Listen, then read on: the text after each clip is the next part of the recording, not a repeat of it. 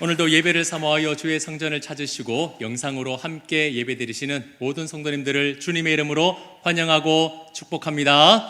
우리 반가운 마음, 기쁜 마음으로 서로 바라보시면서 사랑합니다, 축복합니다, 뜨겁게 한번 인사 나누겠습니다.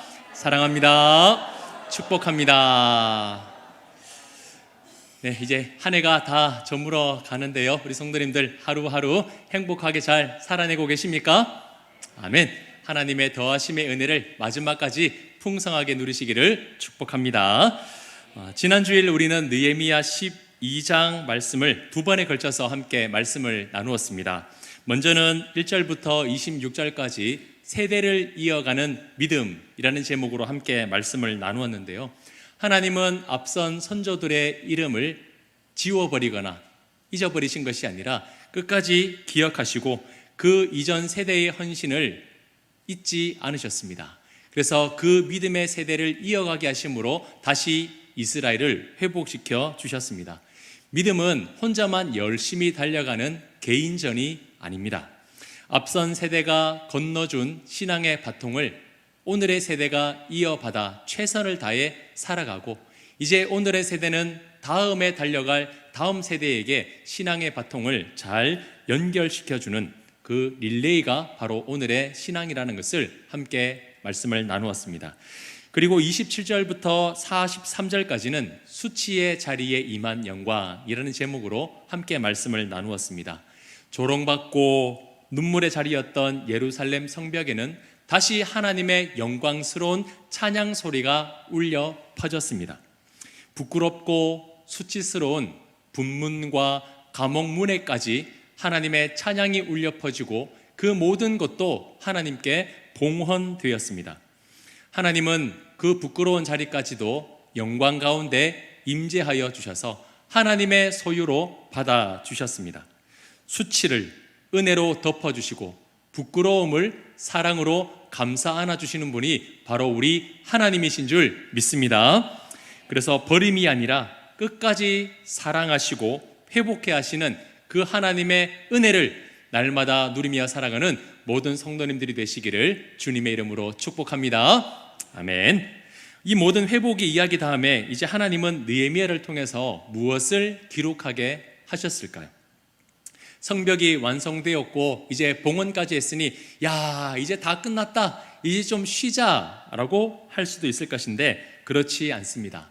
바로 44절부터는 찬양을 부르며 감격스러운 봉헌이 끝난 이후에 공동체는 어떻게 서로를 섬기며 어떻게 감사하며 살아갔는지 구체적인 상황들을 우리에게 보여주고 계십니다. 눈에 보이는 화려하고 극적인 장면은 없습니다. 하지만 하나님의 은혜를 받은 공동체가 어떠한 마음으로 그들을 섬기고 사랑하고 있는지 하나님은 너무나 기뻐하셨기에 그 모습을 성경에 기록되게 하셨습니다.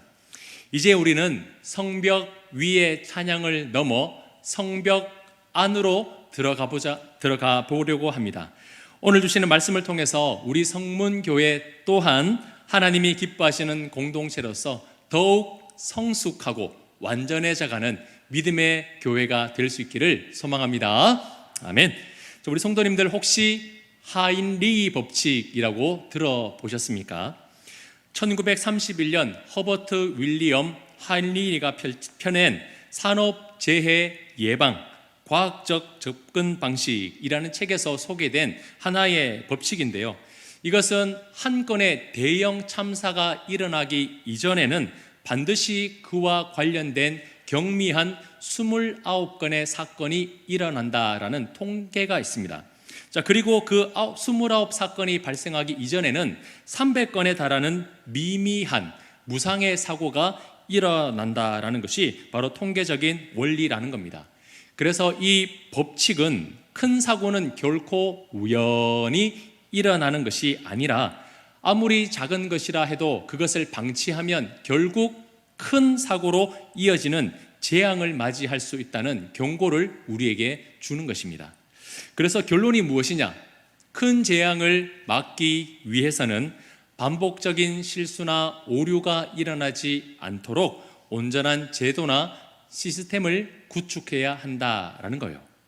이것을 오늘 우리 신앙생활에 한번 접목해 보겠습니다. 아니 목사님, 신앙생활에 은혜와 사랑만 있으면 되지 무슨 제도와 시스템이 필요합니까? 그건 세속적인 거 아닙니까? 라고 말씀하실지도 모릅니다. 하지만 성경을 가만히 들여다보면 성경에서 가르치는 원리는 그게 아니었습니다. 하나님께서 이스라엘 백성들을 출애굽시킨 다음에 무엇을 주셨습니까? 모세를 통해서 십계명을 주셨습니다. 그리고 제도를 만들어 주셨어요. 하나님의 백성으로서 어떻게 살아가야 하는지, 성막을 어떻게 만들고 레위인과 제사장을 세워서 어떻게 제사를 드려야 하는지 하나님은 너무나 세부적이고 구체적으로 제도를 만들어 주셨습니다. 하나님께서 에덴 동산에서 인간을 창조하셨을 때에는 너무나 단순했습니다. 선악을 알게 하는 나무의 열매는 먹지 말라. 딱 하나뿐이었습니다. 이것 외에는 마음껏 먹고 누려라고 하나님께서 허락해 주셨습니다. 그런데 그 뒤에는 왜 이렇게 복잡한 제도와 시스템이 그 백성들 안에 들어왔을까요? 사람들이 죄를 짓기 이전에는 죄라는 개념이 없었습니다. 오직 선만 있었어요.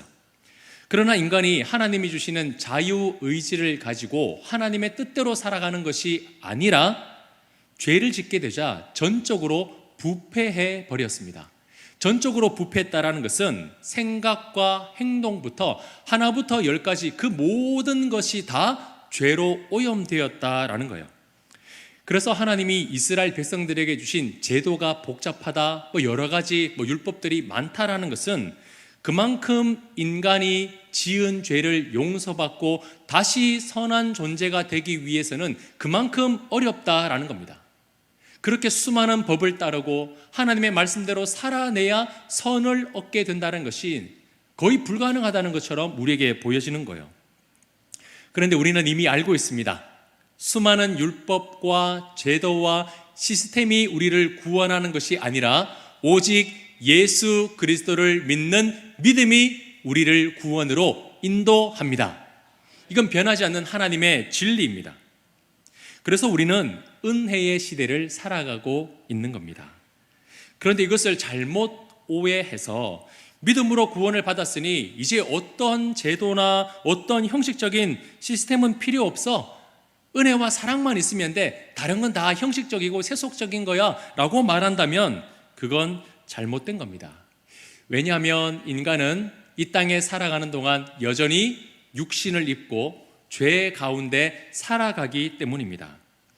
경미한 300건과 같은 보이지 않는 작은 죄를 날마다 반복해서 지으며 살아갑니다. 그 작은 죄를 방치하면 결국에는 29건과 같은 경미한 크고 작은 사건들이 일어나고요. 그리고 계속해서 그것을 방치하면 어떻게 됩니까? 돌이킬 수 없는 큰 신앙적인 대형 참사를 일으킬 수밖에 없다라는 것을 하나님은 너무나 잘 아셨습니다. 그게 바로 이스라엘의 역사 아닙니까? 자주 보이지 않는 작은 죄부터 해서 점점 커지더니 결국에는 하나님을 배신하고 떠나버리는 큰 죄악 가운데 빠지게 되는 겁니다. 그래서 하나님은 세워주신 신앙 공동체가 붕괴되는 것을 막고 성숙하며 완전해져 갈 수 있도록 필요한 질서를 만들어 주셨습니다. 이제 그 질서가 무엇인지 오늘 말씀을 통해서 함께 살펴보면서 우리 교회 동안 하나님께서 주신 이 질서 안에서 더욱더 성숙해져 가고 완전해 갈 수 있는 믿음과 사랑의 공동체가 될 수 있기를 간절히 소망합니다. 아멘. 자, 먼저 44절은 이렇게 말씀이 시작되고 있습니다. 우리 같이 한 목소리로 읽겠습니다. 시작. 그날에 사람을 세워 곳간을 맡기고 제사장들과 레위 사람들에게 돌릴 것 곧 율법에 정한 대로 거제 물과 처음 익은 것과 11조를 모든 성읍 밭에서 거두어 이 곳간에 쌓게 하였노니 이는 유다 사람이 섬기는 제사장들과 레위 사람들로 말미암아 즐거워하기 때문이라. 아멘. 말씀을 계속 띄워주시면 좋겠고요. 느헤미야는 성벽 봉헌식을 마치고 난 이후에 이 성전의 재정을 감당할 사람을 세우고 그 직무를 맡겨 주셨습니다. 자, 그 기준이 무엇이냐면 율법이 정한 대로였습니다. 율법이 정한 대로. 이전에는 동족들에게 이자를 많이 받았습니다. 자기 배를 불리기 위해서, 자기 이익을 위해서 정해진 것보다 더 많은 이자를 받아서 심지어 자녀들까지 종으로 팔게 되는 일들이 이 이스라엘 공동체 안에서 일어났지 않습니까? 그런데 이번에는 결코 자기 욕심이 아니라 더도 말고 덜도 말고 율법에서 정한 대로만 거두었습니다. 그리고 거두려고 한 그 대상에 맞게끔 거두었다라는 거예요. 자, 그리고 이 곳간에 쌓게 했습니다. 정해진 곳간에 거둔 것을 쌓게 했다라는 거예요. 이 말은 거둔 다음에는 자기가 필요한 용도에 의해서 자기가 원하는 대로 마음대로 사용하거나 두었다는 것이 아니라 정해진 용도에 맞도록 투명하고 정직하게 관리했다라는 겁니다. 여러분, 거두는 것도 중요하지만 거둔 것을 제대로 관리하는 것도 너무나 중요합니다. 그래서 이스라엘은 정해진 곳간에 거둔 것을 잘 보관했습니다. 직무를 감당하는 사람들이 하나님이 정해주신 방법에 따라서 투명하고 정직하게 행동하니 어떤 일이 일어났습니까? 유다 사람들이 즐거워했습니다. 단순하게 아이고 기분 좋다 이것이 아니라 그 수고와 헌신에 기쁘고 감사하고 고마운 마음이 들었다는 거예요. 하나님이 세우신 공동체는 말씀대로만 하면 아무 문제 없습니다. 그런데 내가 정한 대로 내가 필요한 전혀 다른 곳간에 쌓게 되면 그때는 갈등이 생기고 불화가 생기고 그렇게 되는 거예요. 그래서 교회에서는 매 분기마다 무엇을 합니까? 재직회를 하고 연말에 공동회의를 합니다. 지난주에도 말씀드렸지만 하나님께 봉헌된 것은 내 손을 떠나는 순간 다 하나님의 소유입니다. 하나님 거예요.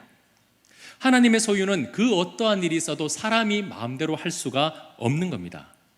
그렇기 때문에 지금까지도 그러했지만 앞으로도 계속해서 우리 교회의 모든 직분자들은 봉헌된 예물을 하나님이 세우신 질서에 따라 투명하고 신뢰 있게 잘 관리하고 사용되어지기를 소망합니다. 그렇게 될 때에 모든 성도가 함께 즐거워하는 거예요. 감사에 물들고 사랑으로 이어지는 믿음의 공동체가 될 수 있도록 우리 모든 성도님들이 한 마음이 되어 주시기를 부탁드립니다. 자, 그리고 45절 말씀 함께 읽겠습니다. 시작. 그들은 하나님을 섬기는 일과 결례의 일을 힘썼으며 노래하는 자들과 문지기들도 그러하여 모두 다윗과 그의 아들 솔로몬의 명령을 따라 행하였으니. 아멘. 하나님의 공동체에서 중요한 것 중에 하나는 바로 신앙의 균형입니다. 45절에는 세 가지의 균형이 나오는데요. 먼저는 외적인 충성된 행위와 내적인 거룩함의 균형입니다. 하나님을 섬기는 일에 힘썼다라는 것은요, 이 공동체에서 맡은 직무에 빈틈없이 최선을 다했다는 겁니다. 그냥 보이는 대로 대충 한 것이 아니라 정말 하나님을 섬기는 일에 열심을 했습니다. 이것만 해도 박수 받고 칭찬받을 일입니다. 자, 그런데 하나님은 한 가지를 더 보십니다. 무엇이냐면 결례의 일에 힘을 쓰는 겁니다. 결례의 일. 결례라는 것은 마치 목욕을 하듯이 깨끗하게 씻어내는 건데요, 내적인 정결과 거룩을 의미합니다. 보시다시피 저는 눈이 4개가 있습니다. 맞죠? 저는 눈이 4개가 있어요. 믿으실지 모르겠지만 제가 우리 성도님들의 얼굴을 딱 보는 순간 야, 한 주일 동안 어떻게 사셨는지 그 속이 다 훤하게 다 보이면 좋겠는데 하나도 안 보입니다.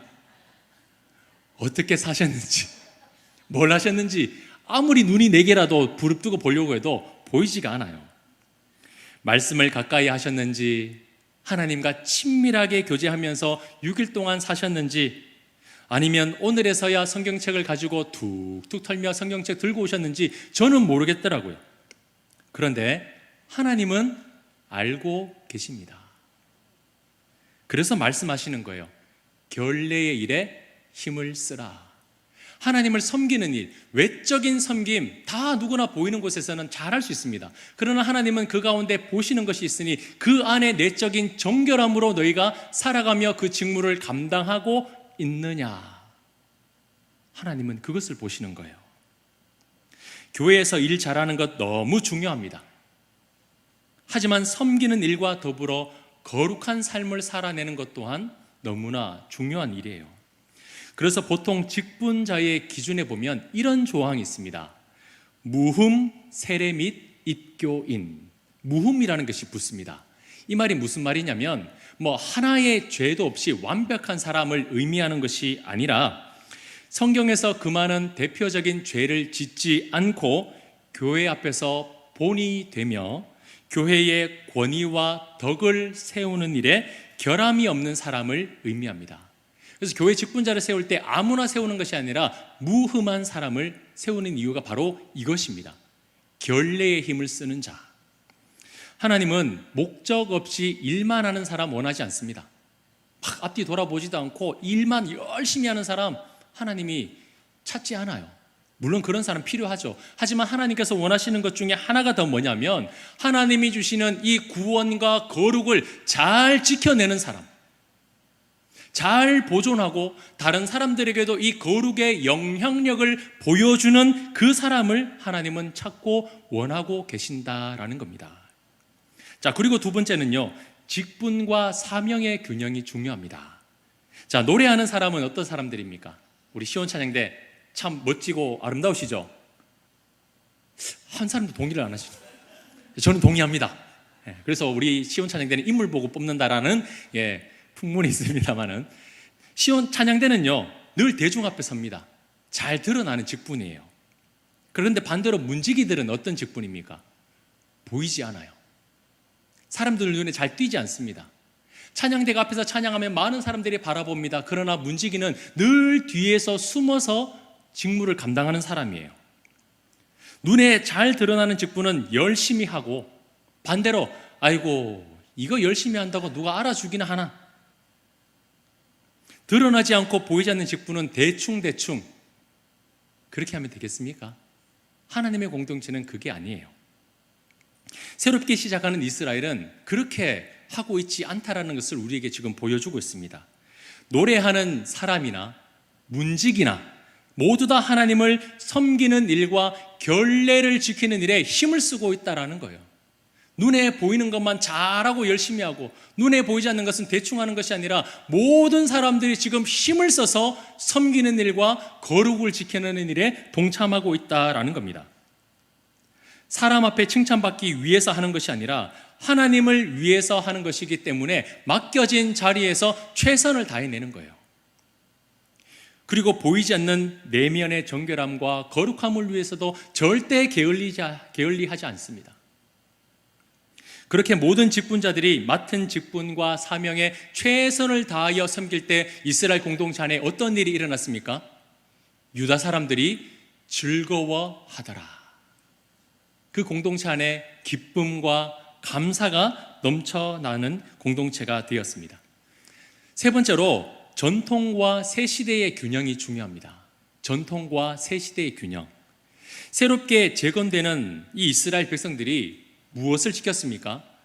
다윗과 솔로몬의 규제를 지켰습니다. 여러분, 다윗과 솔로몬이 언제적 사람입니까? 수백 년도 더 된 아주 오래전의 사람이에요.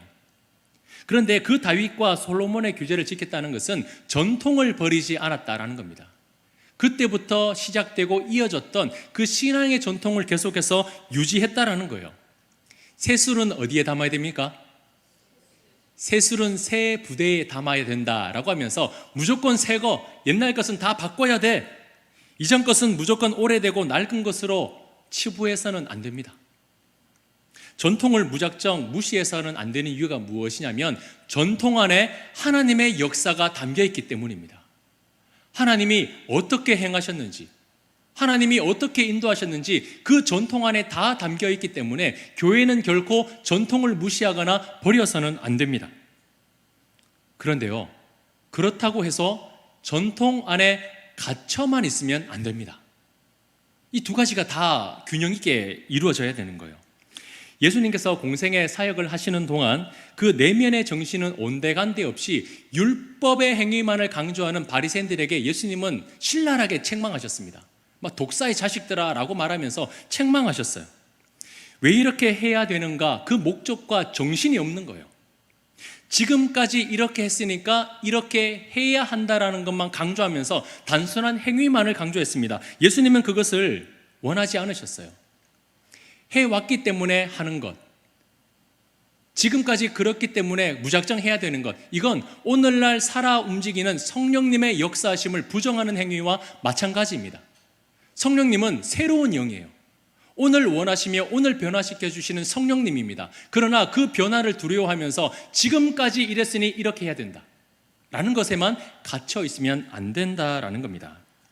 그렇기 때문에 뿌리를 지키는 전통과 새 시대를 맞이하며 살아가는 오늘의 이 신앙의 균형을 맞추는 것은 너무나 중요한 일입니다. 우리 성문교회의 역사는 106년입니다. 아주 오래됩니다. 반백년이 아니라 한백년을 하나님께서 지내게 해주셨습니다. 그 가운데 지켜진 아주 오래된 전통이 있습니다. 너무나 귀한 하나님의 역사하심의 전통이 있어요.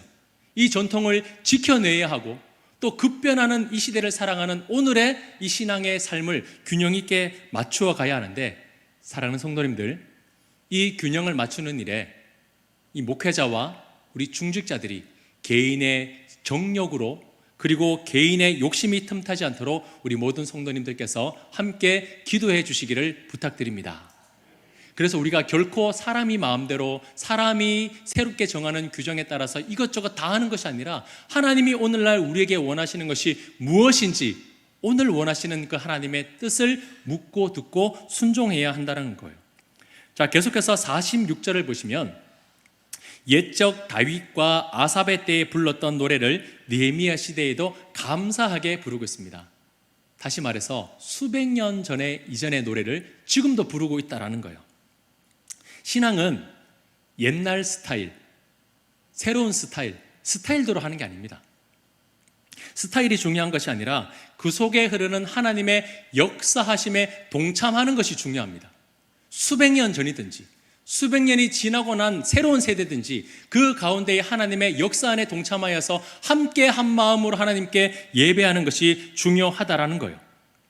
그 목적이 하나가 될 때 그 부르는 노래는요, 소음과 다툼이 아닌 아름다운 하모니가 되어 모든 사람들을 감동시키게 될 겁니다.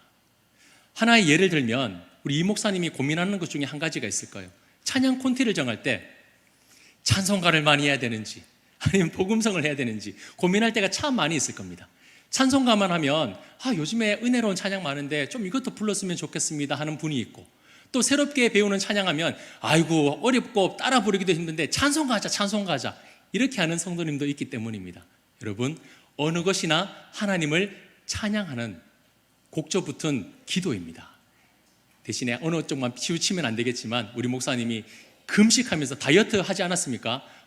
먹을 것을 끊으며 탄식하는 마음으로 콘티를 짜고 찬양할 때에 어느 것이든지 하나님을 찬양하는 일이라면 우리가 함께 한 마음이 되어서 모든 세대가 연결되어 하나가 되어 하나님을 찬양하며 예배하는 믿음의 공동체가 되기를 간절히 소망합니다.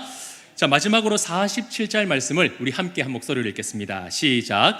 수룹바벨 때와 느헤미야 때에는 온 이스라엘이 노래하는 자들과 문지기들에게 날마다 쓸 몫을 주되 그들이 성별한 것을 레위 사람들에게 주고 레위 사람들은 그것을 또 성별하여 아론 자손에게 주었느니라. 아멘. 저는 이 말씀을 읽으면서 좀 가슴이 벅찼습니다. 무엇 때문이냐면 이스라엘 안에 불평과 불만과 짜증이라는 것은 찾아볼 수가 없고요, 감사와 기쁨과 수고와 헌신이 가득했기 때문입니다. 아니 목사님, 아무리 봐도 감사, 기쁨, 섬김 이런 단어가 없는데요, 저는 이렇게 보이는 거예요. 온 이스라엘 백성들이 앞서서 섬기는 노래하는 자들뿐만 아니라 분문과 그리고 성문까지 지켜내는 모든 사람들을 위해서 무엇을 주었습니까? 필요한 몫을 주었습니다. 어떤 사역만 중요하게 생각하고 귀하게 여기는 것이 아니라 보이지 않는 곳에서 섬기는 그 모든 섬김을 귀하게 여기고 그 헌신에 대해서 잊지 않고 표현했다라는 거예요. 고맙다고, 너무나 애쓴다고, 너무나 수고한다고. 또한 쓸 몫을 주었다라는 것은 그 헌신에 대해서 당연하게 여기는 것이 아니라 고마움을 표현하는 겁니다. 당연히 해야지. 아니요, 20분이니까 당연히 해야지. 해왔으니까 당연히 해야지. 그게 아니에요. 해주셔서 감사하고, 섬겨주셔서 고맙고, 이런 것들을 지금 이스라엘 백성들이 표현하기 시작한 겁니다. 저는 정말 우리 성도님들이 아침 일찍 오셔서 예배를 준비하고 맡겨진 사명들을 감당하시는데 너무너무 감사합니다. 이게 정말 쉬운 일이 아니거든요. 일주일 동안 일터에서 살아가는 것이 얼마나 힘이 듭니까? 아침부터 눈을 떠서 저녁까지 수고하며 지친 몸을 누이면서 쉬고, 그렇게 6일 동안 달려가다가 주일날 와서 나는 왜 편안하게 예배만 드리고 싶지 않겠습니까? 그런데 주방으로 들어가고, 또 방송으로 섬기고, 안내로 섬기고, 차량으로 봉사하시고, 또 여러 가지 보이지 않는 곳에서 섬기는 손길들이 너무나 많이 있는데, 저는 그 모든 수고를 감당하시는 분들에게 정말 감사합니다. 너무나 힘든 일 섬겨주셔서 감사하고, 그 일에 자원해 주셔서 감사한 겁니다. 저뿐만 아니라 우리 성문의 모든 공동체가 그 서로의 수고와 헌신에 대해서 감사의 표현을 했으면 좋겠습니다. 그냥 지나가는 말이라도 수고 많죠, 아유 고맙습니다, 애씁니다, 감사합니다. 돈 들지 않잖아요. 그 수고를 잊지 않고 기억해 주는 것, 그건 너무나 중요한 일이라는 거예요. 내가 하지 못하는 일 누가 애써서 해주면 감사하다고 하고, 또 섬기시는 분들은 그런 감사의 고백을 받을 때 당연하게 생각하거나 이것밖에 안 해주나 섭섭하게 생각하는 것이 아니라 그 작은 감사의 표현이라도 다시 그것을 기억하고 힘이 되고 기쁨이 되어서 다시 기운을 내 주의 사명을 감당해 주시기를 부탁드립니다. 이스라엘 백성들은 봉헌하는 것을 레위 사람들에게 주었고, 레위 사람들은 또 그것을 구별하여 제사장들에게 주었습니다. 아론 자손에게 주었어요. 나의 유익만 생각하고 내 목만 챙기기에 급급한 이스라엘이 아니라 나누어주고 베풀어주고 섬기는 일들이 지금 이스라엘 공동체 안에서 너무나 많이 자연스럽게 일어나고 있다는 겁니다. 다음에서 그 다음으로 계속해서 이어지고 채워주고 흘려보내는 일들이 일어나고 있는 겁니다. 억지로가 아닌 자발적인 기쁨으로 이 일을 감당하는 모습 너무나 아름답지 않습니까? 하나님께서 이 이스라엘의 모습을 보면서 너무나 기뻐하셨을 것 같습니다. 사랑하는 성도님들, 이제 말씀을 맺으려고 하는데요, 하나님께서 이 땅의 교회에 기대하시는 모습이 있습니다. 바로 이거예요. 해야 하니까에서 기쁘니까 하는 것으로 바뀌는 겁니다. 해왔으니까 하는 것이 아니라 기쁘니까 하는 것으로 바뀌는 것, 이것이 하나님이 오늘날 우리 교회에 원하시는 것입니다. 그래서 천국의 모델로 주신 것이 바로 교회입니다. 교회는 싸우고 분쟁하고 서로의 이권을 챙기기 위해서 다투는 것이 아니라 기쁘니까 하는 것, 기쁘니까 섬기는 것, 기쁘니까 주고 싶은 것, 천국이 그런 곳 아니겠습니까? 천국의 모델로 주신 곳이 바로 교회인데, 바로 업계는 우리 성문교회가 그런 천국의 모델이 되는 교회가 되기를 간절히 소망합니다. 그래서 우리 교회는 크고 작은 사건들이 이어져 대형 사고로 이어지는 이 하인리 법칙이 아니라 하나님 나라의 법칙이 이루어지는 교회가 되기를 소망합니다. 세상은 감히 흉내조차 내지 못하는 인간의 죄를 위하여 자원하심으로 사형틀에 오르신 그 한 분 되시는 예수 그리스도의 위대한 사랑으로 시작된 그 한 분의 사랑을 통하여 29 교회의 중요한 직분을 맡은 사람들이 그 사랑을 이어받아 이제는 300이라는 더 많은 사람들에게 그 사랑을 이어주고 흘려보내주어 하나님의 나라와 하나님의 뜻이 이루어지는 그 공동체가 될 수 있기를 간절히 소망합니다. 하나님이 기대하시는 교회, 하나님이 기뻐하시는 교회, 하나님이 만들어 가시는 우리 성문교회가 될 수 있기를 간절히 소망합니다. 아멘.